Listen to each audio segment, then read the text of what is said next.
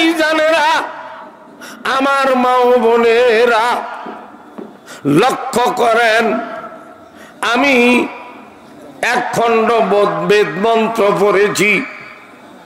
এখানে বলা হয়েছে নররূপে নারায়ণং মম বিশ্বভুবনং জন্ম বৈকুণ্ঠং মম চরণং সেবনং তব তুলসী পুষ্পনং গঙ্গা জলং তব পরলোক গমনং মম সেবনং কঙ্গ মহদবদিতাং দেবাং দকারান্তে প্রকৃতাং বিষণং ভক্ষয় সদা সরধার্যং ঈশ্বরং ধেননং প্রবতং গুহা লা ইলহ হরতি পাবন ইল্লা ইলহ পরম পদ জন্ম বৈকুণ্ঠ ইনুত নাম জপি মোহাম্মদ।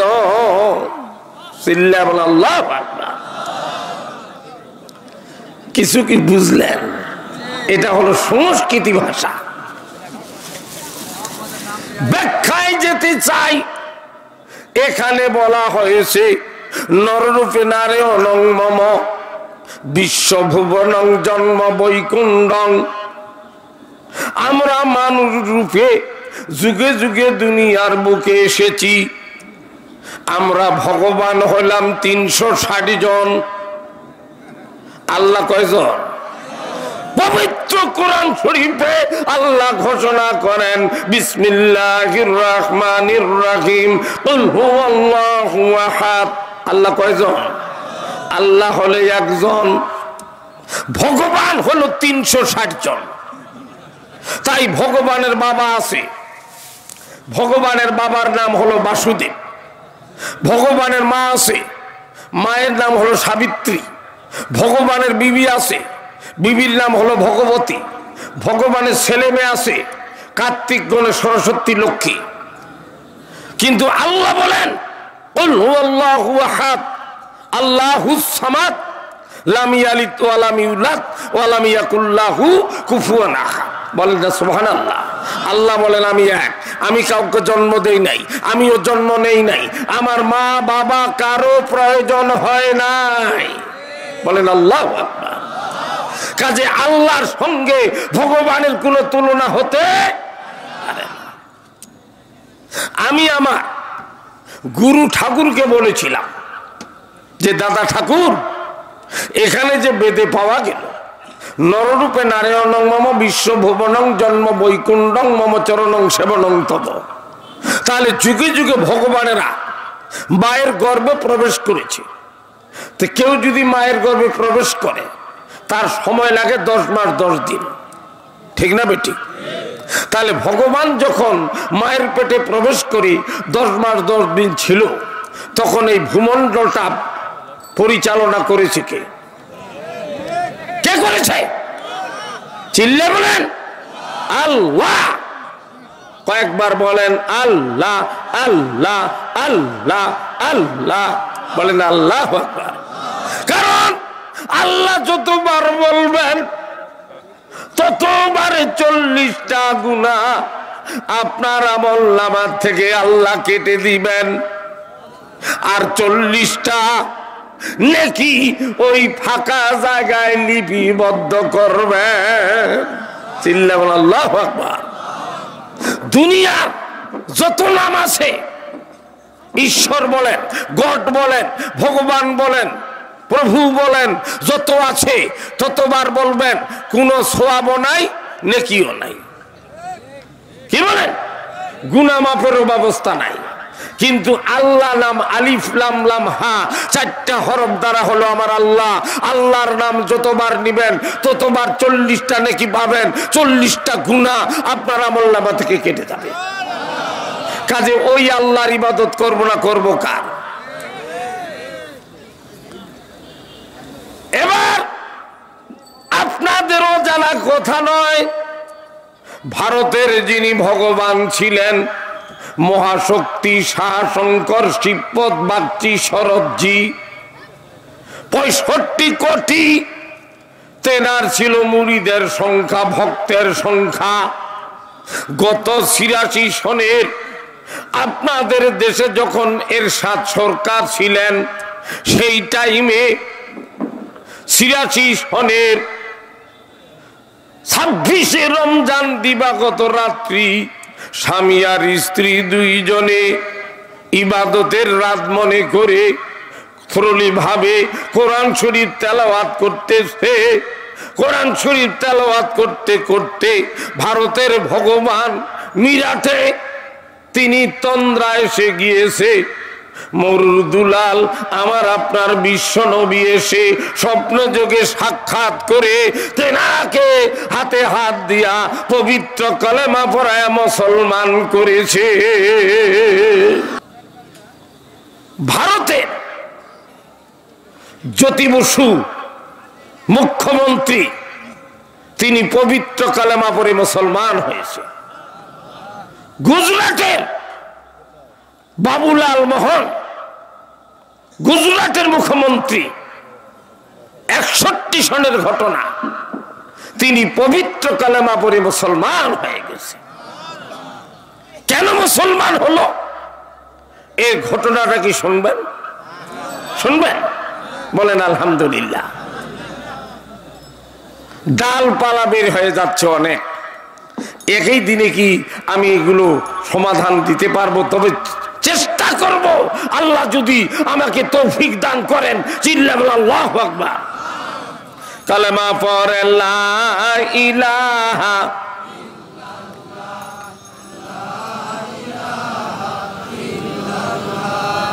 আচ্ছা লা ইলাহা। এবার খেয়াল করেন আমার ভাই জানেরা, বাবাজিরা, মা ও বোনেরা, এই 61 সনে ভারতের একজন বিখ্যাত লেখক লিখতে লিখতে মাথাটা বিগড়ে গিয়েছিল। জ্যোতিষ বসু তিনি একখানা বই লিখলেন, বইটার নাম দিলেন রঙ্গিলা রাসূল। চিল্লা বলেন আল্লাহু আকবার। নবীর চরিত্রকে বিকৃত করে ব্যঙ্গ করে একখানা বই লিখেছিলেন। এটা কি মুসলমান হিসাবে সহ্য করা যায়? যেই নবীর সার্টিফিকেট দিয়েছেন কি? পবিত্র কোরআন শরীফে। আমার সঙ্গে বলেন বিসমিল্লাহির রাহমানির রাহিম। ইন্নাকা লাআলা খুলুকিল আযীম। আল্লাহু আকবার। যতগুলো চরিত্র আছে, রাজা, বাদশা, মন্ত্রী থেকে আরম্ভ করে গর্তের পিপলিকা হইতে পানির মৎস্য পর্যন্ত যত মাকলুক আল্লাহ বানাইছে, সবার থেকে চরিত্রবান করে আল্লাহ পাক নবীকে সৃষ্টি করেছে। তার চরিত্রের সঙ্গে কারো চরিত্রের তুলনা হতে পারে না। এই চরিত্রকে ব্যঙ্গ করে জ্যোতিষ বসু যখন বইখানা লিখলেন, সেই সময় ভারতের সরকার ছিল হিন্দু, যার জন্য খুশি হয়ে তিনি 17 মার্চ 61 সন দিল্লির মসনদে পুরস্কৃত করার জন্য ঘোষণা করলেন। পত্রিকায় সাংবাদিকেরা প্রকাশ করলেন, গুজরাটের 2 এতিম হাফেজ বহুত কষ্ট করে তাদের মা জননী ওই দেওবন্দ মাদ্রাসায় হেফজ বিভাগে কমপ্লিট করেছিল। অভাবের কারণে আর বেশি দূর যেতে পারল না। 2 ভাই এলাকায় এসে 2টা হেফজ মাদ্রাসায় শিক্ষকতা করা শুরু করলো। যখন 16 মার্চ এই পত্রিকা ছাড়া হয়েছিল, এই পত্রিকা খানাবদ্ধ, পত্রিকার নাম ছিল বর্ধমান পত্রিকা। এই বর্ধমান পত্রিকা 2 ভাই যখন হাতে পাইল, বড় ভাইয়ের নাম ছিল আহম্মদ, ছোট ভাইয়ের নাম ছিল মোহাম্মদ। হাফেজ আহম্মদ পত্রিকা নিয়ে ছোট ভাইয়ের কাছে যায়, ভাই মাদ্রাসার থেকে বের হ, পত্রিকায় কি লিখেছে দেখো। বলে ভাই আমিও তো তোমার কাছে যাওয়ার মনস্তব করেছি, তার আগে যখন তুমি আসলে আজকে আমরা কি করতে পারি দুই ভাই, চলো আমার মায়ের কাছে যাই। এবার মা সেই সময় জোহরের নামাজ পড়ে যায়, নামাজে কোরআন শরীফ পড়তেছে। দুই ভাই মায়ের গলা জড়িয়ে ধরে কেঁদে কেঁদে বলে, মা আল্লাহ রাসূলকে ব্যঙ্গ করে যেই বইখানা লিখেছে ভারতীয় সরকার আগামী কালকে 10টার সময় দিল্লির মসনদে তাকে পুরস্কৃত করবে, মা আমরা দুই ভাই এই মুহূর্তে কি করতে পারি? মা বলেন, আমি যদি তোমাদেরকে 10 মাস 10 দিন গর্ভে রেখে থাকি আর আমার স্তন খেয়ে যদি তোমরা মানুষ হও, ভারতের সরকার ঘোষণা করেছে আগামীকাল এই জালেমকে দিল্লির মসনদে পুরস্কৃত করবে, আর আমি হলাম এই মুহূর্তে তোমার মা সরকার। কি সুবহানাল্লাহ বলবেন না? আমি বিশ্ব সরকারকে সাক্ষী রেখে রায় দিচ্ছি তোমরা তাকে 10টা বাজার আগে হত্যা করবে। এটা আমি তোমাদের মা সরকার রায় দিয়ে দিলাম। মা গুজরাট থেকে দিল্লি 1300 কিলোমিটার, আমরা কেমনে যাব মা? মা বলেন, দুনিয়ার কোন ট্রেনে যাইতে পারবা না, তোমরা যাবা আদম গাড়িতে। সুবহানাল্লাহ। আদম গাড়ি জানি তো, আদম গাড়ি হলো 2 পা 2 চাকা। বলেন আল্লাহ। মা দুঃখিনী দুই ভাইয়ের মাথায় হাত দিয়ে দোয়া করলেন। এবার মায়ের দোয়া নিয়ে দুই ভাই 2খানা ধারালো ছুরি নিয়ে গুজরাট থেকে রওনা হলেন দিল্লির দিকে। এবার দুই ভাই দৌড়াচ্ছে তো দৌড়াচ্ছে, দৌড়াচ্ছে তো দৌড়াচ্ছে। কিছুক্ষণ পরে ওই গুজরাটের মুখ্যমন্ত্রী বাবুলাল মোহন গাড়ি নিয়ে ওই মজলিসের তিনি দাওয়াত পেয়েছে, ওখানে উপস্থিত হবেন। এবার কার নিয়ে তার পিছে পিছে কার ছেড়ে দিয়েছে, সামনে দেখে 2টা দেবতা এমন ভাবে দৌড়াচ্ছে। এবার তার ড্রাইভারের নাম ছিল হরিপদ। হরিপদকে বলল স্পিড বাড়াও, ওই দেখো 2টা দেবতা যায়, দেবতাদেরকে ধরো, ভক্তি দিব। হরিপদ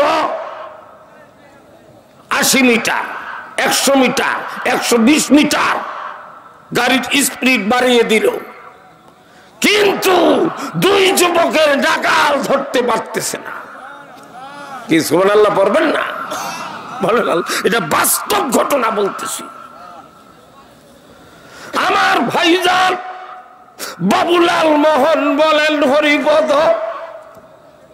এই গাড়ির স্পিডে এই দেবতাদেরকে ধরা যাবে না, কারণ মানুষের দৌড়ের স্পিড এত হতে পারে না। কাজে গাড়ি থামাও। এবার ডাকো 2 দেবতাকে, ধরে নিয়ে আসা হলো। বলো তোমরা দেবতা না মানুষ, না জিন, না পৈরি, না দানব? বলে আমরা আনা মুসলমান, আমরা হলাম মুসলমানের সন্তান, মুসলমান। আমরা 30 পারা কোরআন শরীফের হাফিজ। বলেন আলহামদুলিল্লাহ। তোমাদের বাড়ি গুজরাটে, আরে ওটা তো আমার নির্বাচনী এলাকা। তাহলে তোমরা এক কাজ করো। কি কাজ? তো তোমরা যাবা কোথায়? বলে আমরা দিল্লিতে যাব। কেন? যে আগামীকাল 10টার সময় আমার রসুলের বিরুদ্ধে চরিত্রকে ব্যঙ্গ করে যে জালেম বইটা লিখেছে তার সামনাসামনি আমরা হাজির হয়ে যাব। এখন দুই ভাই বলতেছে, জনাব আপনি তো আমাদের মনের কথা বাইর করে নিলেন, এখন আপনি যাবেন কোথায়? বলে আমিও যাব সেই জায়গায়। কাজেই তোমরা আমাদের গাড়িতে চলো। দুই ভাই বলতেছে, আমরা 30 পারা কোরআন শরীফের মধ্যে পেয়েছি হিন্দুরা হিন্দুর বন্ধু হয়, কিন্তু মুসলমানের হলো তারা চরম পরম শত্রু। এটা কোরআন শরীফে পরিষ্কার আল্লাহ পাক ঘোষণা করেছেন। বলেন আলহামদুলিল্লাহ। কাজে আল্লাহর নবী প্রকাশ্য বলেছেন, তোমরা যদি গার্জিয়ান বানাও, ইমানদার দিনদার পরেজগার মুসলমানকে বানাবা, কিন্তু অমুসলমানকে যখন তোমরা গার্জিয়ান হিসাবে স্বীকার করবে, উপকারের থেকে তারা ক্ষতি করবে তোমাদের বেশি। কাজে আমরা আদম গাড়িতে আমার মায়ের আশীর্বাদে আমরা দিল্লি পৌঁছে যাব। বলে বাবা তোমরা বের হয়েছ কখন? বলে জোহরের নামাজ পড়ে মায়ের কাছে আদেশ নিয়ে 1 ঘন্টা বাকি আছে মাত্র আসরের নামাজ পড়তে। বাবা এই অল্প সময়ের মধ্যে তোমরা কত দূর এসেছো তোমরা কি জানো? বলে তা তো জানি না। বলে 700 কিলোমিটার তোমরা এসে গেছো। 1300-র মধ্যে 700 কিলোমিটার জোহর পরে মায়ের কাছে আশীর্বাদ নিয়ে এখনো আসরের 1 ঘন্টা বাকি। এর মধ্যে আদম গাড়িতে করে এত স্পিডে কিভাবে তারা এসেছে নিজেরাও জানে না। বলেন না সুবহানাল্লাহ। কাজে আল্লাহ যাকে সহযোগিতা করে পৃথিবীর কেউ তাকে ঘায়েল করতে পারে না। কি কথা কি ভুল বললাম না ঠিক বললাম? কাজে আল্লাহর সঙ্গে যদি করেন ভাব, থাকবে না জীবনে কোনো অভাব। এবার দুই ভাই চলল। এবার বলে বাবা তোমাদের এই হাঁটার অবস্থা দেখে আমি ইসলামের উপর দুর্বল হয়েছি। মনে মনে তোমাদেরকে পেয়ে আমি কালেমা পড়ে মুসলমান হয়ে গেলাম। বলেন আলহামদুলিল্লাহ। কাজে আমি একজন মুসলমান, বর্তমান নব মুসলমান, আর তোমরা মুসলমানের বাচ্চা মুসলমান। কাজে আমরা ভাই ভাই। কারণ ওই মজলিসে পৌঁছতে গেলে আমার সহযোগিতা ছাড়া তোমরা পৌঁছতে পারবে না। কাজেই আমি তোমাদের বন্ধু। বলেন আলহামদুলিল্লাহ। এবার গাড়িতে চলল। গাড়ি হরিপদ ড্রাইভার যখন স্টার্ট করলো, গাড়িটা এত স্পিডে চলা শুরু করলো, 500 কিলোমিটারে গাড়ি চলতেছে। হরিপদ ড্রাইভার বলেন, জনাব গাড়ি তো কন্ট্রোল করতে পারতেছি না, এত স্পিডে চলতেছে। বলে গাছে লাগাও। বলে লাগতেছে না, কোন গাড়ি তো লাগতেছে না, ঠিক রাস্তা দিয়ে গাড়ি চলছে। বলেন আলহামদুলিল্লাহ। কই স্টার্টিংটা ভালো করে ধরো। এবার হরিপদ বলে, জনাব আপনি এদের স্বভাব দেখে কি হয়েছেন তা জানি না, কিন্তু আমি হরিপদ ড্রাইভার, বহু মিনিস্টার, কিন্তু এইরকম স্পিডে গাড়ি চলে আমি জানি না। আমি হরিপদ ড্রাইভার পবিত্র কালেমা পড়ে মুসলমান হয়ে গেলাম। বলেন না সুবহানাল্লাহ। এবার যেই গাড়ি পৌঁছার কথা ছিল সকাল 7টায়, সেই গাড়ি দিল্লিতে পৌঁছে গেল সন্ধ্যা 8টায়। বলেন আল্লাহু আকবার। এখন লালমোহন, বাবুলাল মোহন বলতেছে, বাবা তোমাদের কি এখানে কোনো আত্মীয় স্বজন আছে? তোমরা থাকবা কোথায়? দুই ভাই বলেন, আমাদের তো কোনো মন্ত্রী হোস্টেল নেই, কোনো আত্মীয় স্বজন নেই, বাকি রাতটা আমরা রসুলের মহব্বতে রাস্তার উপরে আল্লাহর ইবাদত করে কাটাই। যে বাবা তোমরা রাস্তায় থাকবা ভালো কথা, কিন্তু আমার একটা পরামর্শ শোনো, তোমরা তো সরাসরি যদি ওই জালেমের কাছে পৌঁছতে চাও, আমার সহযোগিতা ছাড়া তোমরা পৌঁছতে পারবা না। তো শোনো, আমি তোমাদের পরামর্শ দিচ্ছি, ওই নবীর শত্রু দুশ্মনের জন্য তোমরা 2টা মালা কিনবা, আর ঠিক 10টার সময় আমি ঘোষণা দিব যে আমার নির্বাচনী এলাকা গুজরাট থেকে 2 জন যুবক এই লেখককে পুরস্কৃত করতে এসেছে, তার পুরস্কার কি নেওয়া যায়? যদি তিনি নিতে রাজি হয় তাহলে তোমরা দেরি করবে না, বিদ্যুতের মতো অমর মার্কা কুয়াতি শক্তি নিয়ে উল্কা পিণ্ডের মতো ওই জালেমের কাছে হাজির হয়ে যাবে। মালা দিতে দিতে 2 দিকে তোমরা ছুরি ঢুকাইয়া দেবা। এরপরে আমি যেহেতু গুজরাটের মুখ্যমন্ত্রী, বাকি অংশটা আমি দেখে নেব। বলেন না সুবহানাল্লাহ। ঠিক পরের দিনে ফজরের নামাজ পড়ে 2 ভাই মুনাজাত দেয় আল্লাহর কাছে, আল্লাহ আমরা 2 ভাই নবীর দুশ্মন শত্রুকে মারতে এসেছি, মারবই। আল্লাহ আমার বাবা মার গুনাহ মাফ করো, আমার মা দুঃখিনীকে জান্নাতি মহিলা হিসাবে কবুল করো, আমার ছোট্ট ভাই মোহাম্মদের গুনাহকে মাফ করো, আমি আহম্মদকে মাফ করো।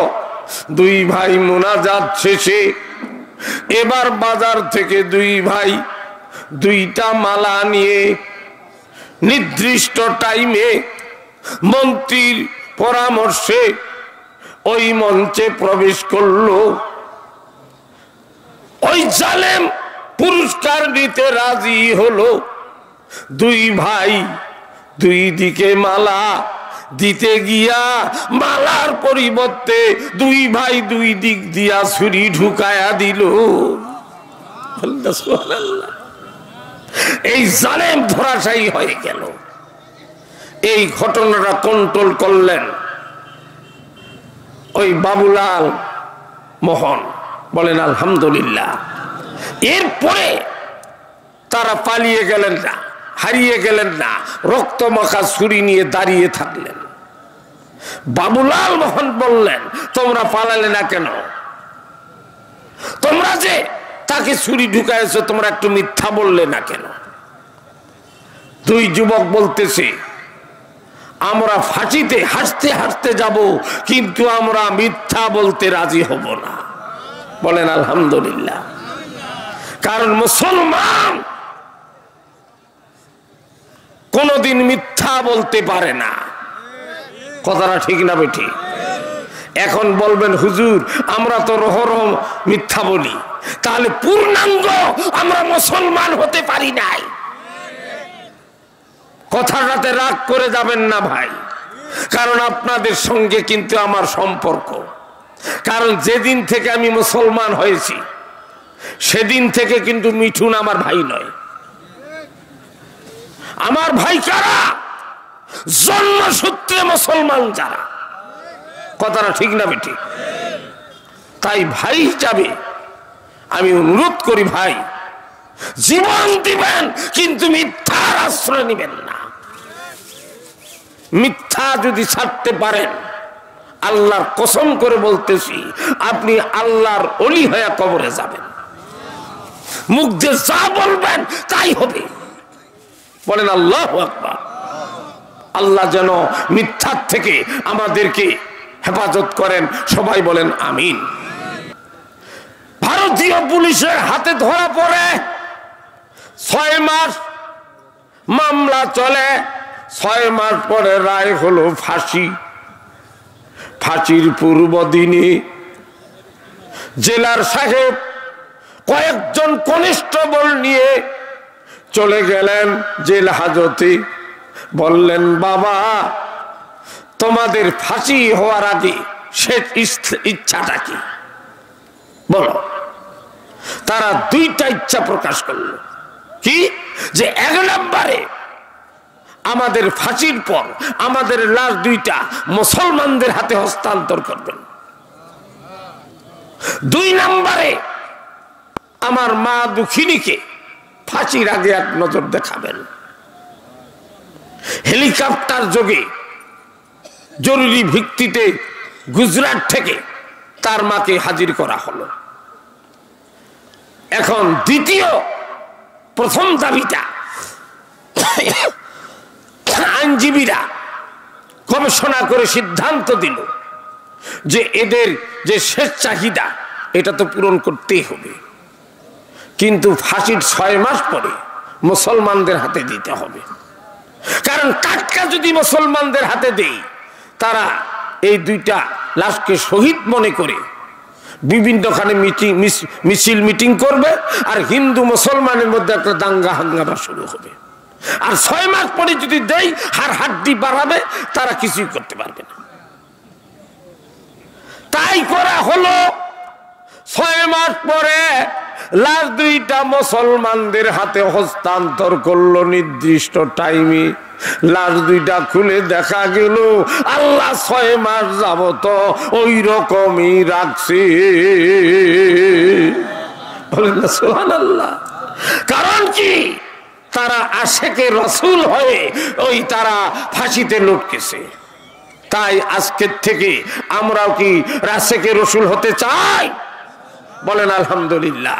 তাহলে আপনাদের কাছে আমি আবেদন জানাই, ভাই যাদেরকে আল্লাহ পাক অর্থ সম্পদ দান করেছে, আপনি ওই বুড়ো হওয়ার আশা করেন না। এখনই আপনি কাবা জিয়ারতে যাওয়ার জন্য চেষ্টা করেন। আল্লাহ পাক জানি না হায়াতে তৈয়বা, কারণ আসার সিরিয়াল আছে, যাওয়ার কিন্তু কোনো সিরিয়াল নাই। কথাটা ঠিক কি ঠিক না ভাই? কাজে আমি দোয়া করি, আপনারা আমার জন্য দোয়া করবেন।